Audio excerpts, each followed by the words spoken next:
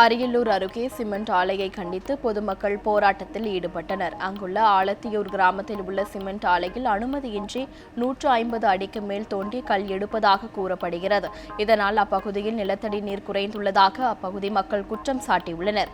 இந்நிலையில் சிமெண்ட் ஆலையை கண்டித்து பொதுமக்கள் ஆலையின் டிப்பர் லாரிகளை சிறைபிடித்து போராட்டத்தில் ஈடுபட்டனர். நாகை மாவட்டம் தரங்கம்பாடி அருகே தனியார் பள்ளியில் நடந்த நிகழ்ச்சியில் நடிகர் விவேக் கலந்து கொண்டு மரக்கன்றுகளை நட்டார். அப்போது பேசிய விவேக் மாணவர்களுக்கு கல்வி மற்றும் மரம் வளர்ப்பின் அவசியம் குறித்து விளக்கம் அளித்தார். மேலும் மாணவர்களும் படிக்கும் பள்ளி மற்றும் வீட்டில் மரக்கன்று நட்டு மரம் வளர்ப்பில் அக்கறை செலுத்த வேண்டும் என கேட்டுக்கொண்டார். கிருஷ்ணகிரி மாவட்டம் ஹோசூரில் திடீரென இடியுடன் கூடிய பலத்த மழை பெய்ததால் பொதுமக்கள் மகிழ்ச்சி அடைந்தனர். சுமார் 1 மணி நேரத்திற்கும் மேலாக பெய்த மழையால் அங்கு குளிர்ச்சியான சூழ்நிலை நிலவியது.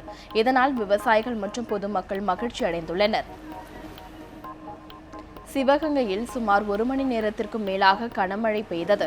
சூறாவளி காற்றுடன் மழை பெய்ததால் பல்வேறு பகுதிகளில் மரங்கள் வேரோடு சாய்ந்தன. மரம் விழுந்ததால் சில பகுதிகளில் வாகனங்களும் சேதமடைந்தன. கடந்த சில நாட்களாக வெயில் வாட்டி வந்த நிலையில் தற்போது பெய்த மழையால் பொதுமக்கள் மகிழ்ச்சி அடைந்துள்ளனர். திருவள்ளூர் மாவட்டம் பொன்னேரி சட்டமன்ற உறுப்பினர் பலராமனை பொதுமக்கள் முற்றுகையிட்டதால் பரபரப்பு ஏற்பட்டது. பொன்னேரி தொகுதியில் வெற்றி பெற்ற அதிமுக சட்டமன்ற உறுப்பினர் பலராமன் பொதுமக்களுக்கு நேரில் சென்று நன்றி தெரிவித்தார். அப்போது அவரை முற்றுகையிட்ட பொதுமக்கள் வீட்டுமனை பட்டா மற்றும் சாலை வசதி செய்து தரக்கோரி முற்றுகையிட்டனர்.